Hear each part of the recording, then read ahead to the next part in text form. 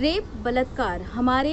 समाज की वो घिनौनी सच्चाई है जो अक्सर देखने को मिलती है। कई बार इस तरीके की खबरें सामने आती हैं कि किसी लड़की का गैंग रेप हो जाता है, तो रेप की कई जो घटनाएं हैं अभी भी सामने आ रही हैं। मानसिकता बदलने की चाहे कितनी भी कोशिश की जाए, लेकिन मानसिकता कहीं भी बदलती हुई नज़र नहीं आ रही है। नतीजन इस प्रकार की जो घटनाएं हैं वो बढ़ती हैं। लेकिन सवाल ये है कि उस लड़की की ज़िंदगी खराब होने के साथ साथ रेप से जन्मे बच्चे का आखिरकार क्या होता है।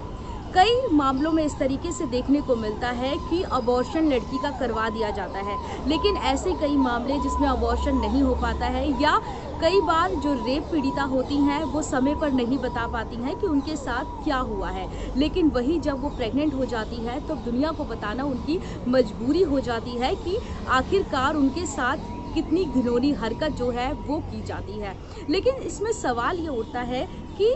जो रेप से पैदा हुआ बच्चा होता है, आखिरकार उसका क्या अभी भी हमारे देश में इस तरीके की कोई पॉलिसी बनाने की ज़रूरत नहीं है, एक तरीके का बिल लाने की ज़रूरत नहीं है जो रेप से जन्मे बच्चों के उज्जवल भविष्य के बारे में सोच सके, फैसला ले सके। क्योंकि दुनिया में इंग्लैंड एक ऐसा पहला देश है जिसने एक बिल लेकर आया है जो रेप से जन्मे हुए बच्चों के अधिकारों के लिए लड़ता है। विक्टिम बिल इसको कहा गया है। ये बिल जो है वो तमाम उन बच्चों के लिए है जो रेप से जन्मे होते हैं, और वो बच्चे अपने अधिकारों के लिए इस बिल के ज़रिए लड़ते हैं। हालांकि हमारे देश में भी कोर्ट की ओर से जो रेप से जन्मा हुआ बच्चा होता है उसको कई तरीके के मुआवजे या पॉलिसी दी जाती है, और कई जो संगठन है, समाज सेवी संगठन है, वो सामने आते हैं, रेप से जन्मे हुए बच्चे की जिम्मेदारी उठाते हैं, उनकी पढ़ाई लिखाई का खर्चा उठाते हैं और ताउम्र उनको उज्जवल भविष्य देने की कोशिश की जाती है।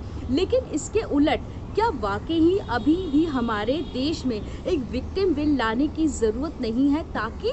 रेप से जन्मे हुए बच्चों को भी वो सारे अधिकार मिल सके जो एक नॉर्मल बच्चे को मिलने चाहिए। क्योंकि अगर किसी भी लड़की के साथ हादसा होता है, ये घिनौनी हरकत होती है, तो उसमें उस लड़की और उस बच्चे की कोई भी गलती नहीं होती है। समाज को भी अब ये समझने की ज़रूरत है। उस लड़की की पूरी ज़िंदगी बर्बाद हो जाती है, और अगर वो रेप से जन्मे हुए बच्चे को जन्म देती है तो एक माँ के लिए ये मुश्किल हो जाता है कि वो समाज का किस तरीके से सामना करे, क्योंकि समाज उस बच्चे को नहीं अपनाता है। बात बात पर इस तरीके के शब्द उस बच्चे को बोले जाते हैं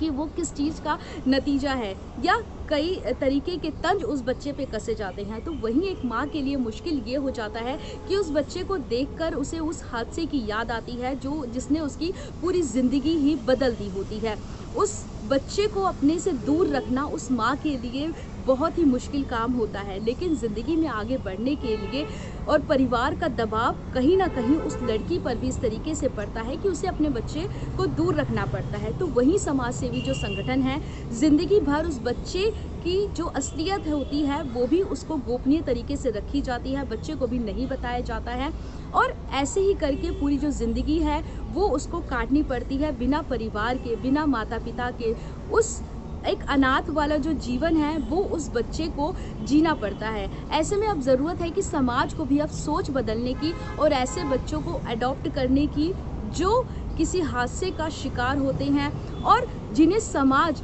अपनाने से कहीं ना कहीं कतराता है, और उसे उस बच्चे को उसकी सज़ा मिलती है जो पाप उसने किया ही नहीं होता है। हालांकि जो आरोपी होते हैं उन्हें कोर्ट की ओर से सज़ा मिलती है, कई बार वो बच भी निकलते हैं, वो आराम से अपना जीवन पूरा जीते हैं, लेकिन सज़ा उन मासूमों को मिलती है, उस लड़की को मिलती है, उस बच्चे को मिलती है जिनकी कोई गलती ही नहीं होती है। ऐसे में जिस तरीके से पूरी दुनिया में ऐसे कारनामों को लेकर बिल लाया जा रहा है, अपनी सोच बदली जा रही है, अब भारत को भी ज़रूरत है कि अपनी मानसिकता को बदले, अपनी सोच को बदले और घुल मिल कर इन बच्चों के साथ रहे और अपनी जो सोच है इन बच्चों के प्रति बदले।